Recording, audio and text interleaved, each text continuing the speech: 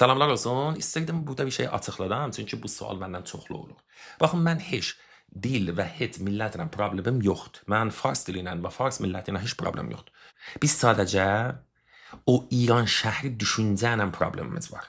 Çünki əgər mən fars da olsaydım, bunlarla problem olacaqdı. Çünki bunların 3 dənə xarakterləri var. Bir, fars dili, hətta əgər sənin ana dilin olmasa da sənin dilində. Xəlic fars, xəlic həmişəgi farsdır. Ora başqa bir sözümüz yoxdur. Üçüncüsü şairi milli Ferdowsidir. Bir nəfər əgər bunlara desə ki, Mevlana'nın şeirlərinə bax, Ferdowsinin şeirlərinə bax, hansı daha çox belə güclüdür, hansısı irfanidir, deyəcək benim xətti qırmızı bas, ba Ferdowsi şوخی نکن.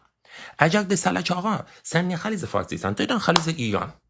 Biz də onu qəbul edirik, heç problemimiz yoxdur. Deyəcək, nə, benim xəlic həmişəgi fars.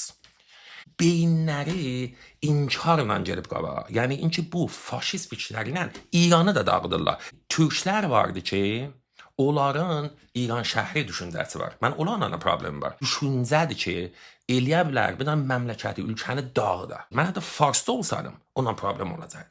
Yaşayasınız, sağ olasın.